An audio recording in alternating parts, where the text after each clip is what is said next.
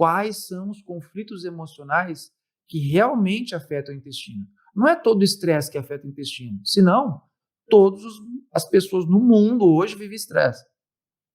Todas necessariamente deveriam ter um problema no intestino.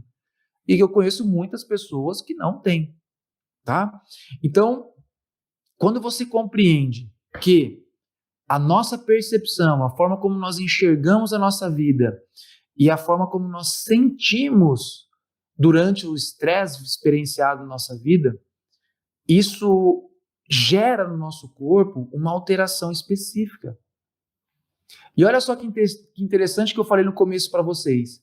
O intestino, ele tem uma função de absorver ali os alimentos, né, os nutrientes, quebrar os nutrientes, né, triturar ali os nutrientes para que aquilo fique realmente apto a ser jogado na nossa corrente sanguínea ali e eliminar aquilo que não serve. Então, quando nós pegamos patologias, prestem atenção, tá?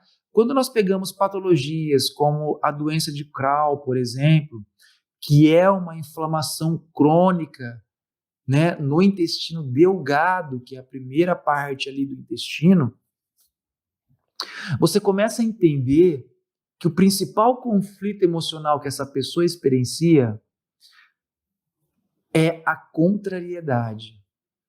São aquelas pessoas que elas têm dificuldade de aceitar as coisas como elas são, as atitudes das pessoas.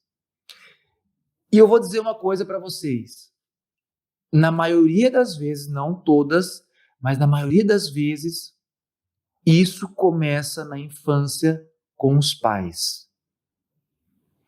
A pessoa, ela não aceita a atitude do pai. Ela fica muito contrariada. Sabe, ela tem que engolir o pai.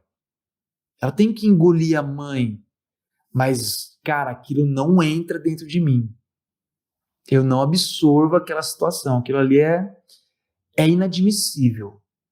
Eu até engulo, mas aquilo não faz parte de mim. Aquela atitude é condenável.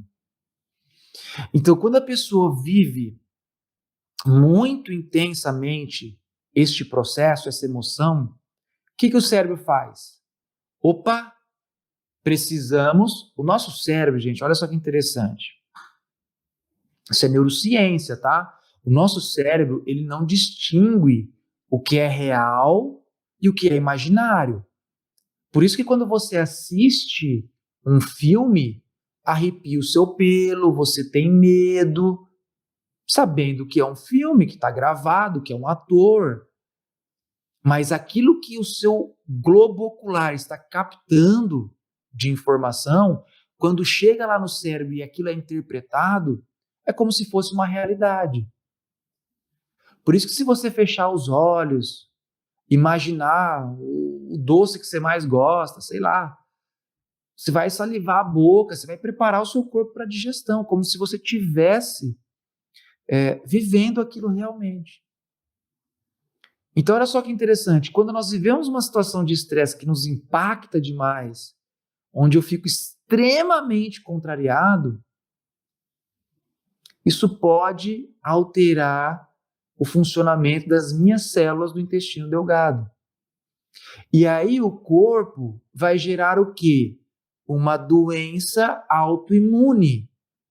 Mas, na verdade, o corpo ele está tentando a qualquer custo fazer com que aquele órgão funcione exageradamente.